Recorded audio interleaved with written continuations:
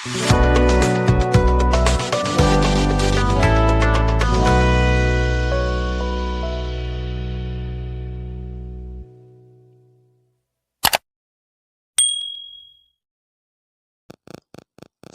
Team ने वो किया है जो अक्सर वो डे नाइट टेस्ट मैच में करते हैं, यानी कि पिंक बॉल टेस्ट मैच में, कि 3-4 दिन के अंदर अंदर ही वो सामने वाले को निपटा देते हैं। बहुत कम ऐसे मौके रहे हैं जहाँ पे सामने वाली टीम ने पिंक बॉल टेस्ट में ऑस्ट्रेलिया को चैलेंज किया है। इनफैक्ट शायद एक ही दफ़ा है जब वेस्ट इंडीज़ ने इसी साल, आप देखो, गैबा में उनको हराया था। लेकिन उसके अलावा देखोगे तो ज़्यादातर मौके पर ऑस्ट्रेलियन टीम ने ही डोमिनेट किया है। एंड पर्टिकुलरली देखें टीम इंडिया के अगेंस्ट, जब लास्ट टाइम एक पिंक बॉल टेस्ट मैच खेले थे एडिलेड में 2020 में, आई थिंक वही मैच था जहाँ पे हम 36 ऑल आउट हो गए थे। And that was the last game जहाँ पे ऑस्ट्रेलिया ने हमें अपने घर पे हराया था।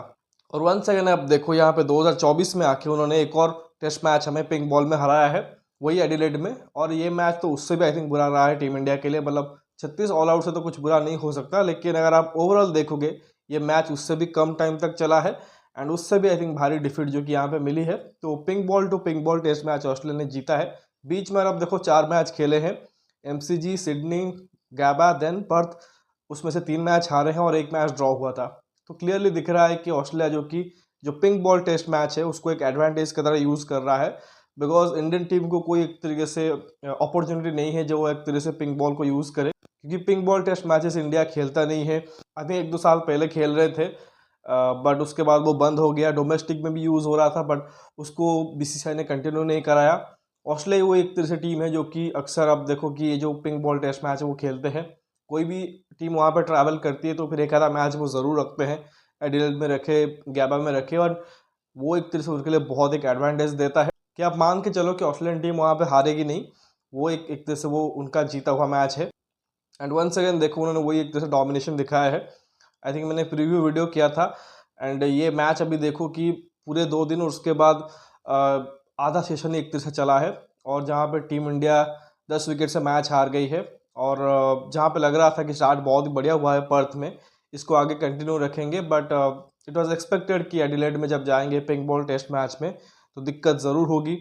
टीम इंडिया ने कुछ बदलाव ज़रूर किए, कुछ सीनियर खिलाड़ी ने कमबैक ज़रूर किया, बट जो एक्सपोजर है वो उतना एक तरह से मिला नहीं है इनको। उस वजह से अब देखो बल्लेबाजों को भी दिक्कत हुई एंड गेंदबाजों के लिए भी आई थिंक इस बॉल को कंट्रोल करना, उसको सही जगह पे एक तरह से डालना बहुत डिफिकल्ट रहा। एंड रीज़न वही रहा कि टीम इंडिया को हार मिल चुकी है, सीरीज जो कि 1-1 पे बराबर हो गई है। अब जो बचे हुए 3 मैचेस हैं वो काफ़ी इंटरेस्टिंग होने वाले हैं टीम इंडिया के लिए। सीरीज तो इम्पोर्टेंट है, साथ ही WTC फाइनल के लिए आई थिंक यहाँ से मैचेस भी जीतना भी ज़रूरी है। लेकिन यहाँ पे आई थिंक हार की वजह क्या रही है उसमें आप देखोगे तो डेफिनेटली आप एज ए होल एक तरह से फैक्टर लोगे। सबसे पहले तो ऑब्वियसली आप बैटिंग को देखोगे कि इस सीरीज में अभी तक देखोगे 4 पारियां हो चुकी हैं और टीम इंडिया ने सिर्फ एक ही बार 200 से ज़्यादा का स्कोर एक तरह से बनाया है। और वहाँ पे भी देखो 200 तो एक तरह से ओपनिंग ही स्टार्ट मिल गया था जायसवाल एंड KL राहुल। जो पर्थ का सेकेंड इनिंग्स था वहाँ पर आप देखोगे तो बैटिंग के लिए कंडीशन जो कि ईजी हो गई थी एंड दोनों ही ओपनर्स ने कमाल का स्टार्ट दे दिया था। तो उसके बाद देखो बहुत अच्छा एक तरह से बैटिंग परफॉर्मेंस देखने को मिला था, लेकिन बाकी जो एक तरह से तीनों ही इनिंग्स रहे हैं वहाँ पे हमने स्ट्रगल किया है। एंड पर्टिकुलरली ये मैच में देखोगे आई थिंक कुल 80 या 81 ओवर के करीब हमने बैटिंग किया है। अगर टेस्ट क्रिकेट में आप इतने बैटिंग करते हो तो फिर बहुत डिफिकल्ट होता है गेंदबाजों के लिए। तो पहले इनिंग्स में भी आप देखो तो 180 पे ऑल आउट हो गए। दूसरे इनिंग्स में भी आप देखो जैसे तैसे करके एक तरीके से हमने उनको चौथे इनिंग्स में फोर्स किया बैटिंग करने के लिए, वो भी सिर्फ 18-19 रन के लिए। तो बैटिंग में क्लियरली वो जो प्रॉब्लम वो दिख रही है।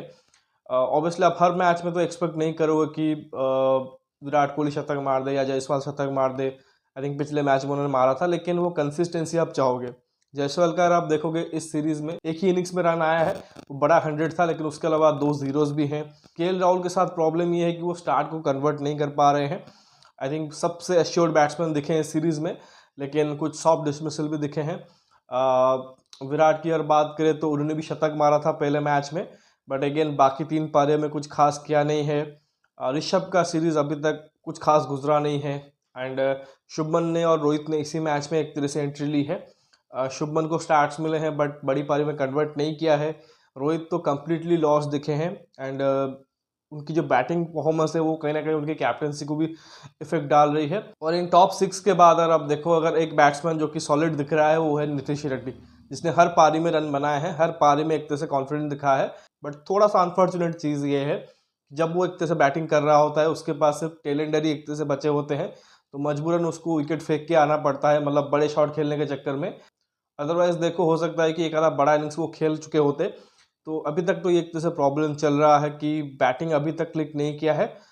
जब कंडीशन बेहतर हो गई थी पर्थ के सेकेंड इनिंग्स में, तभी एक तरह से देखो कि हमारे बल्लेबाजों ने रन बनाया था। बट अगेन, ऑस्ट्रेलिया में अगर आपको अच्छा करना है, मतलब सीरीज जीतना है, तो फिर रेगुलरली रन बनाना पड़ेगा। एंड जो टॉप ऑर्डर के बैट्समैन हैं, उनको जो स्टार्ट मिल रहा है उसको बड़े पारी में कन्वर्ट करना पड़ेगा।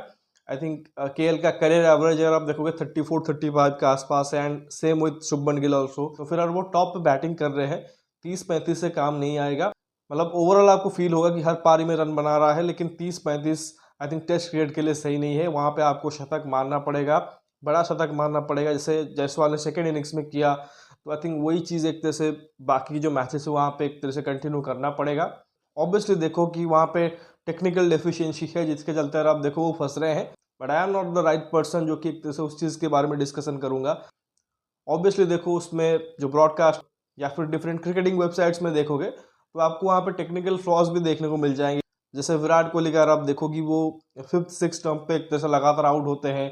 रोहित का अगर आप देखोगे, आई थिंक जो डिसमिसल हुआ आई थिंक सेकेंड इनिंग्स में, ऐसा डिसमिसल आई थिंक पिछले कुछ टाइम में बहुत बार हम देख चुके हैं। वो एक तरह से बॉल की लाइन मिस करते हैं एंड ऑफ स्टंप पे जाके बॉल लगता है। इवन केएल के साथ भी अगर आप देखोगे, आई थिंक बाउंसर पे आउट हुए हैं अगर आप हाईलाइट्स देखोगे, and that was nothing shot. मतलब इधर आप कोशिश करते हो कि बाउंसर पर डक कर जाओ, या फिर आप कोशिश करते हो कि हुक मार दो और टॉप एज का छक्का निकल जाए या फिर कनेक्ट हो जाए, जैसे रोहित शर्मा ट्राई करते हैं। या फिर जैसा ही कहा कि पुजारा जैसा आप डक कर लो, बट वहाँ पे वो गाइड करने की कोशिश कर रहे थे, हल्का सा ग्लव पे लगता है और फिर आउट होते हैं।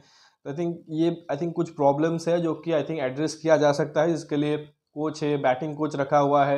इवन बैटर्स के पास भी एक तरह से वो समझ है कि वो उसको अंडरस्टैंड कर सकते हैं। तो आई थिंक बैटिंग में तो क्लियर प्रॉब्लम दिख रहा है। एंड ऑब्वियसली आप अगर सीनियर बैटर परफॉर्म नहीं करेंगे, जैसे रोहित हो गया, आई थिंक ये साल अगर आप देखो, आई थिंक जो न्यूजीलैंड बांग्लादेश देन ये जो सीरीज़ है पर्टिकुलरली, यहाँ पे वो बहुत ही ख़राब खेले हैं। एवरेज आई थिंक 10-12 के आसपास है। विराट का पिछले मैच में शतक ज़रूर आया है, लेकिन हमने प्रीवियसली भी डिस्कस किया है कि उनके पिछले कुछ सालों में एक तरह से रन्स नहीं है एंड स्ट्रगल उन्होंने किया है। बट इन दिस कंडीशन आप एक्सपेक्ट करते हो कि वो अच्छा करेंगे। पिछले ही मैच में शतक जड़ा है, तो उनसे बेहतर की और उम्मीद होगी। And then someone like KL and Shubman Gill, जैसा ही कहा कि कंसिस्टेंसी मैटर करेगी उनके लिए। रन वो बना लेंगे, वो 30-35 अच्छे दिखेंगे, बट आपको वहाँ पे 100 और रन एक तरह से जोड़ने पड़ेंगे, जैसे ट्रेविस हेड ने किया, मैच विनिंग उन्होंने एक तरह से शतक जड़ दी। तो आई थिंक ये चीज़ उनको बेहतर करनी पड़ेगी। बैटिंग ऑर्डर में क्या बदलाव हो सकता है, आई थिंक देखो, जब केएल ने अच्छा कर दिया था, तो सब लोगों ने कहा कि केएल को ओपन करना चाहिए जब रोहित शर्मा कम बैक करेंगे पिंक बॉल टेस्ट मैच में। बट सडनली जैसा ही रोहित शर्मा फेल हो गए नंबर 6 पे, अब एक्सपर्ट का मानना ये है कि रोहित को एक तरह से ऊपर जाना चाहिए। बट अगेन देखो, उससे कोई एक तरह से हल निकलने वाला नहीं है, क्योंकि रोहित का प्रॉब्लम अलग ही है। अभी अगर आप देखोगे, वो टेक्निकली तो फंस रहे हैं, साथ ही उनका कॉन्फिडेंस भी डाउन है, क्योंकि रन्स नहीं आ रहे हैं, कैप्टन्स भी उतनी अच्छी हो नहीं रही है। तो ऑब्वियसली जब आप नई बॉल के सामने जाओगे, तो फिर उतना ईजी नहीं होगा, और हो सकता है वहाँ पे भी आप एक तरह से फ्लॉप हो जाओ। तो ये इंटरेस्टिंग कॉल रहेगा। बट अगेन देखो, वो उनके ऊपर डिपेंड करता है, क्योंकि कैप्टन वही है। अगर उनको फील हो रहा है कि मैं ओपनिंग में जाके इससे बेहतर कर सकता हूँ, एंड ऑब्वियसली केएल तो वो मतलब वर्सटाइल प्लेयर है कि वो किसी भी पोजीशन पे जाके अच्छा कर सकता है, तो मे भी वो कॉल जैसे ले सकते हैं कि मैं ओपन करने चला जाऊँ। बट फिर देखो, अगेन आपको बैटिंग पोजीशन जो कि वो स्वैप करना पड़ेगा। अब इंटरेस्टिंग कॉल होगा कि क्या एक तरह से सडनली एक गेम के बाद रोहित शर्मा दोबारा से ओपन करने चले आते हैं।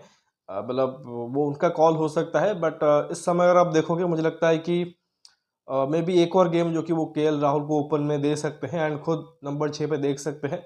ये तो खैर पिंक बॉल टेस्ट मैच था, रेड बॉल में क्या होता है वो देख सकते हैं, और उसके बाद में भी आखिरी 2 मैचेस में बदलाव कर सकते हैं।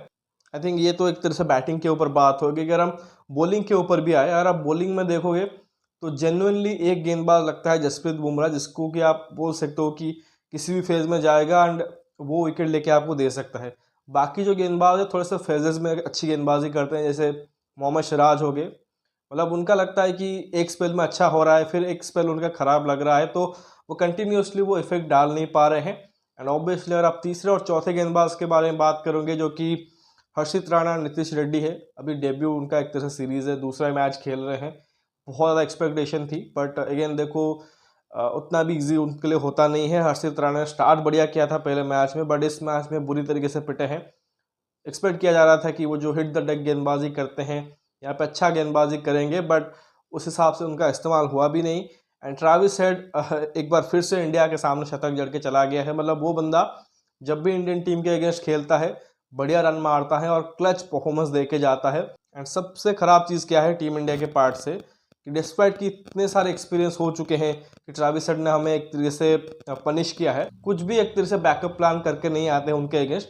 मतलब वही है कि आगे डालते रहो, अगर बोल्ड हो जाए, कॉट बिहाइंड हो जाए, लेग बिफोर हो जाए तो वहाँ पे आउट कर लेंगे, अदरवाइज बैकअप प्लान होता ही नहीं है। जैसे दूसरी टीमें करते हैं, बहुत दफ़ा हमने देखा है कि पर्टिकुलरली आते हैं प्लान के साथ, बाउंसर का एक तरह से स्ट्रैटेजी करते हैं। इवन T20 वाली गेंदबाजी की बीच बीच में यॉर्कर डाल दूँ, स्लोअर वन डाल दूँ, वो सब चीज़ें करते हैं। टीम इंडिया भी वो चीज़ करती है, बट मतलब शतक मारने के बाद WTC में वही हुआ, वर्ल्ड कप फाइनल में वही हुआ, एंड इस टेस्ट में भी वही हुआ। वो बंदा तीनों ही फॉर्मेट में तीनों ही बॉल के साथ, मतलब टेस्ट में कर चुका है, वनडे में कर चुका है, T20 में हम बच गए थे, ऑलमोस्ट उन्होंने मैच फिनिश कर दिया था T20 वर्ल्ड कप में।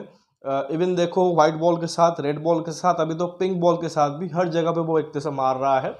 एंड बहुत ही मतलब ख़राब चीज़ ये है कि उसके अगेंस्ट कोई बैकअप प्लान नहीं है। हम प्लान ए के साथ आते हैं कि जैसे ऑस्ट्रेलियन कंडीशन में होता है कि आगे डालेंगे, लेंथ पे गेंदबाजी करेंगे, सीम स्विंग करने की कोशिश करेंगे, एज पे आउट करने की कोशिश करेंगे, लेकिन अगर वो आउट नहीं होता है उसके बाद वो एक तरह से काउंटर अटैक करता है और उसके बाद हमारे पास जवाब ही नहीं होता है। क्योंकि इस मैच में भी देखो एक लाबुशेन ने अच्छी इनिंग्स खेल दी, लेकिन उसको छोड़ दे तो बाकी बल्लेबाजों ने स्ट्रगल ही किया है, लेकिन ट्रेविस हेड ने रनर बॉल 140 मार के गया है और वही एक तरह से मैच का डिफरेंस बन गया। ऊपर से उनके आई थिंक कैचेस भी छोड़े हैं, तो वैसे में बहुत मुश्किल हो जाता है। आई थिंक कप्तान का काम है ये सब चीज़ें, इवन बॉलिंग कोच और आपका कोच बैठा हुआ है, हेड कोच जो गौतम गंभीर है, उनका भी काम है, खुद गेंदबाजों का काम है, और आप इतने बार एक तरह से पिट चुके हो तो आई थिंक वो बहुत ज़्यादा फ्रस्ट्रेटिंग लगता है कि जब again and again Travis head एक तरीके से 360 डिग्री में आपको पीट रहा है, बट आपके पास कोई एक तरह से जवाब नहीं है। और एट द एंड आप देखो मोहम्मद सिराज ने उसको स्लोअर यॉर्कर पे बोल्ड मारा, उनके बीच थोड़ा सा हीटेड मोमेंट भी हो गया। अब तो ब्रॉडकास्टर के लिए और कंटेंट क्रिएटर्स के लिए बहुत एक अच्छा मसाला मिल गया है। And obviously border Gavaskar trophy जो कि थोड़ा सा अभी और भी ज़्यादा फायर्ड अप होने वाला है, तो उसके लिए तो बिल्कुल एक तरीके से जो फैंस है, जो एक तरह से व्यूअर्स है, वो एक तरह से रेडी रहेंगे, क्योंकि ये सीरीज जो कि 1-1 हो गया है। एंड अभी ये एक 3 मैच की सीरीज आप देख सकते हो, तो इंटरेस्टिंग होने वाला है। लेकिन जैसा ही कहा कि जो चीज़ आप उसके सेट होने के बाद, शतक मारने के बाद करते हो, वही चीज़ आप एक तरह से स्टार्ट में भी कर सकते हो। लेकिन वही चीज़ कह रहा हूँ कि टेक्निकल एस्पेक्ट पे मैं उतना बोल नहीं पाऊँगा, लेकिन वहीं पे ब्रॉडकास्टर दिखा रहे थे कि ऑस्ट्रेलियन गेंदबाज जब एक तरह से गेंदबाजी करने आते हैं, वो मजबूर करते हैं, फोर्स करते हैं हमारे जो बैटर्स हैं उनको खेलने के लिए, क्योंकि स्टंप में लगातार गेंदबाजी करते रहते हैं।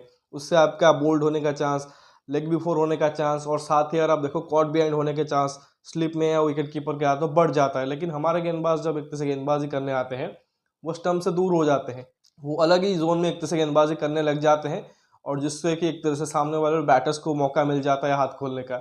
एंड वही चीज़ हमने देखा है कि हर्षित राणा का जो मैच रहा बहुत ही ख़राब रहा। लेकिन देखो अभी उनको बैक करना ज़रूरी है। लोग बोल रहे हैं कि उनको एक तरह से ड्रॉप कर दो, आकाशदीप को ले आओ, बट अगेन देखो अगर आकाशदीप का एक मैच ख़राब हो गया तो फिर क्या करोगे। आई थिंक एक एक दो दो मैचेस पे एक तरह से जज करना सही नहीं होगा। तो आई थिंक अभी उनको और मौके देने पड़ेंगे, बट जैसा ही कहा कि और भी बेहतर प्लानिंग के साथ आना पड़ेगा एंड बेटर एग्जीक्यूशन आपको करना पड़ेगा। तो आई थिंक बॉलिंग में भी एक तरह से फ्लॉ दिखता है। And most importantly the final part is captaincy. मतलब जसप्रीत बुमराह ने पिछले मैच में कैप्टनसी की है, बहुत अच्छे दिखे। इस मैच में रोहित एक तरह से कमबैक कर रहे थे, और उनका जो बॉडी लैंग्वेज है बहुत ज़्यादा निराशाजनक था। मतलब अभी देखो आप एक होम सीरीज में वाइट वॉश होके आए हो, वो भी न्यूजीलैंड के अगेंस्ट, जो अगर आप देखो श्रीलंका से आई थिंक पिछले सीरीज में वाइट वॉश हो गई, और अभी इंग्लैंड के अगेंस्ट 2 मैच हार चुके हैं, वो भी घर पे बुरी तरीके से वहाँ पे फंस रहे हैं, बुरी तरीके से मैच हार रहे हैं।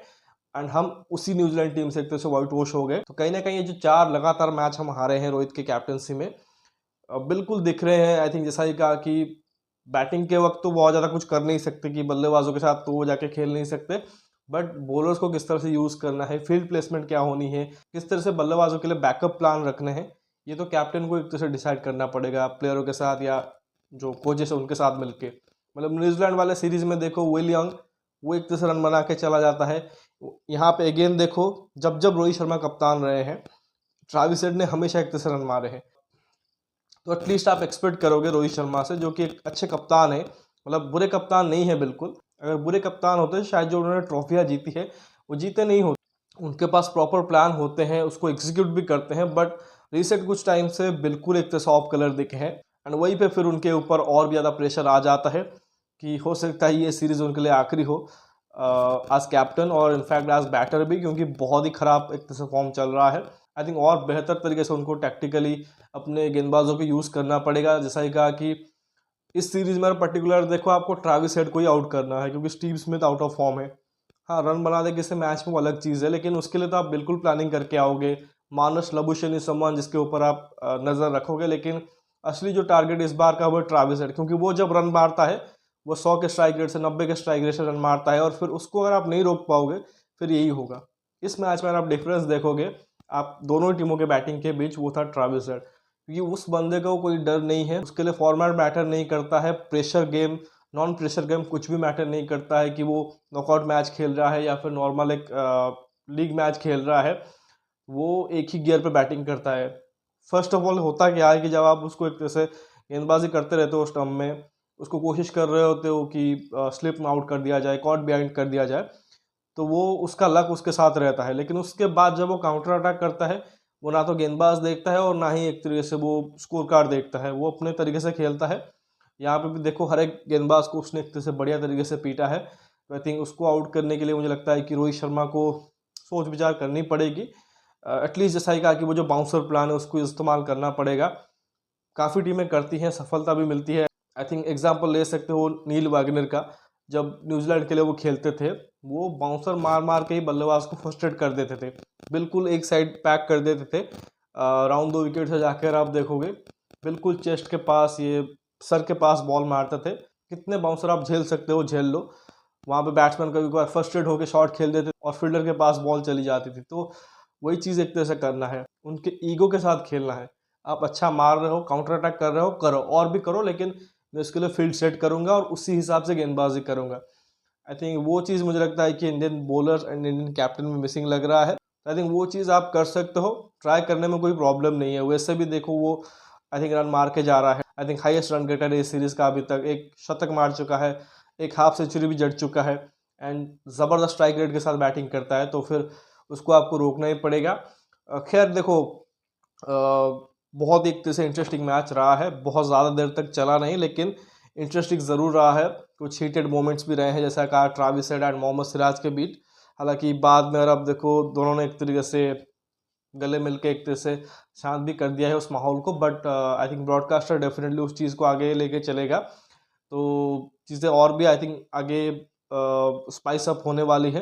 आई थिंक उसके लिए इंतज़ार रहेगा। लेकिन आगे क्या कर सकती है टीम इंडिया, देखो पिंक बॉल टेस्ट मैच तो ख़त्म हो गया। अब ये एक तरह से अनफेयर एडवांटेज था ऑस्ट्रेलिया के पास, मतलब क्योंकि ऑस्ट्रेलियन टीम जो कि वो लगातार एक तरह से पिंक बॉल मैचेस खेलती है, मतलब हर सीरीज़ में एक आधा मैच वो खेलते हैं जब भी घर पे खेलते हैं। आई थिंक 8 मैच तो वो एडिलेड में ही खेले हैं और 8 के 8 शायद जीते हैं, उनमें से 2 तो शायद इंडिया के खिलाफ ही है। तो आई थिंक वो ख़त्म हो गया है, तो फिर एक राहत की बात है। जैसा ही कहा कि पिछला जो 4 हमने रेड बॉल मैच खेला है ऑस्ट्रेलिया में, एक भी मैच हारे नहीं है, 3 हमने जीता है, एंड अलग अलग वेन्यूज़ पे। ग्याबा जीता है, एमसीजी जीता है, एंड तीनों ही पिचेस है जहाँ पे हम एक तरह से मैचेस खेलेंगे। नेक्स्ट ग्याबा है, देन मेलबर्न, देन सिडनी। तो आई थिंक ये एक तरह से हम पॉजिटिव नोट ले सकते हैं कि एक तो रेड बॉल के साथ खेलेंगे, दूसरी चीज़ ये है कि उन ग्राउंड में खेलेंगे जहाँ पे हमने एक तरह से लास्ट टाइम मैच जीते हुए हैं, स्पेशली द गाबा, बिकॉज वहाँ पर हमने एक तरह से उनका घमंड को एक तरह से तोड़ा था। तो आई थिंक एक बहुत एक अच्छा एक तरह से अपॉर्चुनिटी होगा, जिस तरह से चीज़ें यहाँ पे एडिलेड में घटी है, तो वहाँ पे कम बैक करो। मेक श्योर कि जो प्लानिंग है वो बहुत ही बढ़िया तरीके से करो, बैकअप प्लान भी एक तरह से होने चाहिए, एंड उसको एग्जीक्यूट करो। टीम में बदलाव देखो, आई थिंक बैटिंग में आई डोंट थिंक कि कोई बदलाव होगा। May be KL and Rohit का जो बैटिंग पोजीशन है वो स्वैप हो सकता है, अगर रोहित शर्मा को लगता है कि मैं ओपन में जाके बेहतर कर सकता हूँ। इसके अलावा आई डोंट थिंक कि कोई एक तरह से बदलाव होगा। स्पिन बॉलर किसे ये खिलाएंगे, वैसे भी स्पिनर का कोई इस्तेमाल हो नहीं रहा है, उसको आज आप बैटिंग ऑलराउंडर के तौर पर ही एक तरह से ले सकते हो, जो थोड़ा सा कंट्रीब्यूट कर दे with the bat, and bowling में जाके थोड़ा बहुत एक तरीके से जो पेसर्स है उनका एक जैसे वर्कलोड जो कि वो थोड़ा सा कम कर दे। तो मे भी आपने वाशिंगटन सुंदर को देखा, अश्विन को देखा, मे भी आप जड्डू को देख सकते हो अगले मैच में, क्योंकि बैटिंग वाइज तो अगर आप देखो वो आपका बेस्ट ऑप्शन है इन तीनों में से, वो ज़्यादा बेहतर बैटिंग करके दे देगा। अगेन देखो बॉलिंग में वो कितना एक तरीके से ऐड करेगा वैल्यू, वो एक तरह से डिफरेंट मैटर है। इसके अलावा नीतीश रेड्डी तो डेफिनेटली खेलने वाले हैं, क्योंकि आपकी बैटिंग यहाँ पे प्रॉब्लम है एंड वो इकलौता ऐसा बैटर है जो कि कंसिस्टेंटली यहाँ पे रन बना रहा है। गेंदबाजी वो कितना कर रहे हैं, कितना इफेक्टिव हो रहे हैं, आई थिंक वो एक अलग ही टॉपिक है। वैसे भी वो आपका आई थिंक नंबर 5 के गेंदबाज हो सकते हैं। बाकी हर्षित राणा को क्या एक तरह से बदलाव करेंगे, आई डोंट थिंक सो कि करना चाहिए, क्योंकि 2 मैच आपने उनको दिए हैं। पहला मैच अच्छा किया था, सेकेंड मैच में थोड़े से ऑफ कलर दिखे हैं। आप कोशिश करो कि उनसे बात करने की, एंड थर्ड मैच में अगेन जब आप रेड बॉल के साथ खेलोगे, वही एक तरह से जो आपने पर्थ में किया था उसी को एग्जीक्यूट करने की दोबारा से कोशिश करें। तो आई थिंक मेरे हिसाब से तो यही है कि अगर आप जड्डू को ला सकते हो, आई थिंक थोड़ा सा बैटिंग आपको बेहतर मिल जाएगा, तो वो चीज़ कर सकते हो। आई डोंट थिंक कि उसके अलावा कोई आपको बदलाव करना चाहिए। मे बी टीम इंडिया आकाशदीप या प्रसिद्ध कृष्णा की तरफ भी दे सकती है हर्षित राणा की जगह पे, but we have to wait and watch कि अगले टेस्ट मैच में क्या होता है। बाकी जैसा ही कहा कि सीरीज़ तो अभी स्पाइस्ड अप हो चुका है, एंड होप यही करेंगे कि यहाँ से एटलीस्ट टीम इंडिया जो कि 2 मैच जीते। MCG सिडनी 2 जीत सकते हैं, लेकिन सिडनी में बरसात का चांसेस रहता है, तो वो मैच अगर आप देखो ड्रॉ पे ही ख़त्म होता है। तो MCG एंड गैबा जीतने की कोशिश करेंगे, लेट्स सी। बट जैसा ही कहा कि बल्लेबाजों को स्टेप अप करना पड़ेगा। गेंदबाजी हो रही है अच्छी, बस वही है कि थोड़ा बहुत और आप प्लानिंग को बेहतर तरीके से करोगे एंड एग्जीक्यूशन बेहतर करोगे, specially against Travis head, I think हमें रिजल्ट मिल जाएगा।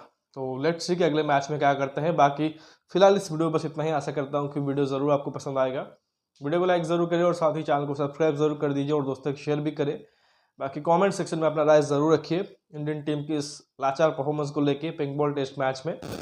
बाकी रोहित शर्मा की कैप्टनसी और उनकी फॉर्म, बाकी जो इंडियन बैटर्स हैं उनके फॉर्म के बारे में ज़रूर एक तरह से फीडबैक दीजिए। मिलते हैं अगले वीडियो में, तब तक के लिए आप नोटिफिकेशन की घंटी दबा लीजिए। धन्यवाद, जय हिंद।